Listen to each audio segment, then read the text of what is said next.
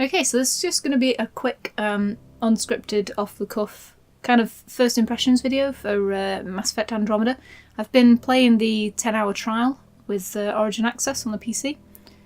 So everything that you see in this video has been captured at medium quality. I think the only thing that was less than medium were the shaders. I think shaders were on low. My PC can handle higher quality, but I lowered it to make sure that nothing interfered with my OBS recording.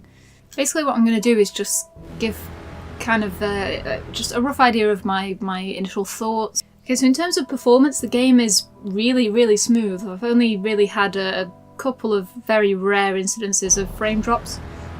No hitching, no screen tearing, nothing like that. Now, my biggest problem straight off the bat, and the one that I'll probably focus on when I'm editing this video together afterwards, is that the facial animations and just the character animations in general are very janky. They're very stiff. Facial animations, this is nothing new. This is something that we've known since one of the trailers a couple of months ago. I can't remember exactly which one it was, but they're very odd. Skin has a very strange texture to it. It's got a very strange sort of plastic look to it. The character models are very stiff. If you've seen any of the GIFs of the funny walks, the sort of Monty Python Ministry of Funny Walks style GIFs, you'll know what I'm talking about, or indeed if you've had it in your run of the game. They're quite amusing. If you've not seen any of those GIFs, I really urge you to hunt some of them down because they are absolutely hilarious. But otherwise, game performance is really good. The vistas in particular are really nice. Environments look gorgeous. It's very clear that most of the visuals budget went into the vistas, into the environments, into making everything look and feel very sort of surreal. There's a very surreal, dreamlike quality to everything, which I think they've captured a new and exciting and sort of wistful aesthetic very well.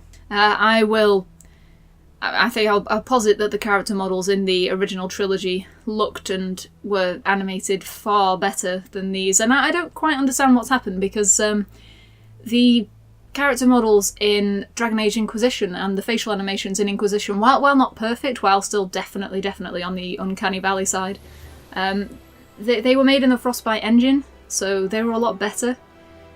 And Inquisition was released sort of 2.5 years ago, so I don't quite understand what's happened there. I feel like a lot more of the effort has gone into making sure that Andromeda itself looks nice, with very little attention given to the character models, which is an odd design choice because you are going to spend more time looking at character models than you are at the environments, because this is a Bioware game and there's an awful lot of sort of characterization and a lot of conversing with all of these wonky looking character models, so that decision was a strange one. Speaking of character interactions, the voice acting it's very, I won't say it's bad, it's subpar. It's not terrible, it's just not particularly great either. I realise it's very unfair to sort of compare the new cast of voice actors to people like Mark Meir and Jennifer Hale. I mean, Jennifer Hale is, I believe, the most prolific female voice actress in the industry. So it may seem a little bit unfair to compare some of these younger voice actors who are less experienced to someone who has Jennifer Hale's back catalogue. But even so, this is a Bioware game. They usually pride themselves on their sort of deep, emotional and engaging writing for the most part. Take that with a pinch of salt. But the majority of the time, the voice acting is just really subpar. The best example I can give, the actor who plays Liam, he is a television actor, as far as I'm aware. He's a British television actor. He was in things like Downton Abbey and stuff like that. And the problem is, I think this is his first, if not his first voice acting role, it's his first major voice acting role. And you can really tell. He struggles to emote through just his voice. I mean, the problem with being obviously a predominantly on-screen actor is that you have your body to add to the weight of your words. You can emote with your body language as well as your voice, but the problem with voice acting, is that you have to rely on the body language of the character, and with the animations being as odd and constrained as they are, it's very difficult for somebody of this guy's talents to emote in the same way that he does on screen. Off the top of my head, I can't remember his name. I'll either annotate it on screen or pop it down in the description below, so I apologise about that. But everybody kind of feels like they're just reading their lines. They are literally sat there in the sound booth with a bit of paper or a Mac in front of them, and they're just reading their lines. It feels like whoever was doing the voice directing is very, very... They just sort of gave them their lines and went, go on then, off you go. So yeah, very, very strange. It's not terrible. It's definitely not the worst voice acting I've ever heard. For the most part, yeah, I think subpar really sums it up. I think that's the best way I can describe the voice acting in this game, is just subpar.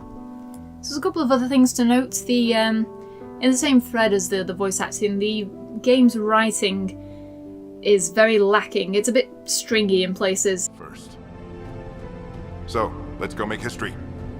I had a part where I was shooting a whole bunch of aliens, and Liam sort of came out with something like, I think I pissed that one off, probably because I shot him in the face. You know, that's not very... It just feels very kiddie. It feels very childish, that kind of writing. And, you know, what few decent aspects to the voice acting there are is kind of let down by the wonky facial animations. The plus side is that everything looks really great aside from the character models. Everything looks beautiful. It's a lot of fun to run around, a lot of fun to explore. Movement especially is very agile. It's a lot of fun. The controls are really tight and responsive, and it's very fluid. The jump jet especially adds so much to the combat, and it's balanced very, very well. You can jump up into the air and hold right trigger to aim and hover for a few seconds, so it gives you the option to make more precise aiming, but it also makes you a very easy target, so it balances out pretty well. You know, the way the combat proceeds in general is you can treat it like the original Mass Effect trilogy, where you just kind of camp behind rocks or behind walls and sort of stick your head out for a few seconds to shoot, or you can run in and smack people in the face, or, you know, however you want to play. The game is designed around all of them. So the AI is a little bit dodgy. They just kind of sort of sit behind walls and pop up and down and up and down. The NPCs sometimes will just sit there and shoot walls. But for the most part, I've noticed that they make good use of their environments and they make good use of their arsenal. So they'll throw a lot of grenades. They'll do a lot of sort of running about to distract enemies, that kind of thing. So it's not that bad. It's quite fun, quite enjoyable to watch. And enemies will... They seem, from what I've seen so far, they seem to lock onto whoever shot them last, rather than just all concentrating on Ryder because he or she has main character syndrome.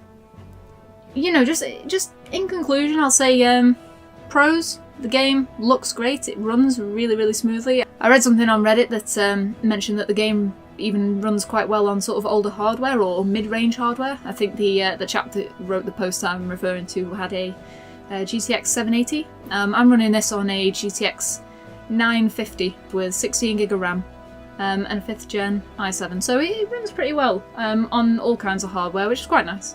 It's a little bit glitchy. At the moment, I haven't really seen much of the story to comment on it. I've been doing more exploring than anything. The exploration is a lot of fun. I can't wait to see what the Nomad brings to it. Overall, I say at the moment, I'd say the game looks like a solid 7 or an 8 out of 10 if you wanted to assign kind of an arbitrary number to it. But I'd say for now, based on the first few hours of gameplay, I'd say give it a shot. If you're a fan of the Mass Effect series, you'll probably enjoy it regardless. I'm hoping that the story will get a bit more compelling as it goes along, because at the moment it's just kind of it's not really grabbing me the same way that the original trilogy did. But here's hoping. So it's a lot of fun. Very, very nice looking, ignoring the character models, and runs very well. So yeah, so I apologise for the really informal voiceover. Like I said, I didn't script this, I just wanted to kind of get this out there, get my thoughts out there. So this video is going to be very, very different compared to the last two that I did. But hopefully I've articulated myself reasonably well. I'll put out a better video next week once the game's actually been released. So look forward to that, and thank you very much for watching.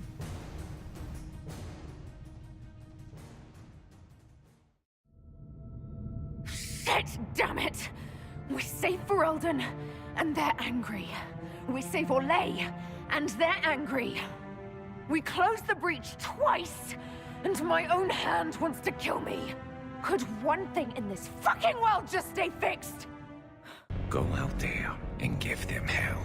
You were born to do this. Stand in the ashes of 1 trillion dead souls and ask the ghosts if honor matters. This silence is your answer. We only get one chance to be first. So, let's go make history. I'd just like to add, for the sake of posterity, that this is why you script videos. So you can emote with your... bloody hell. What the hell am I trying to say?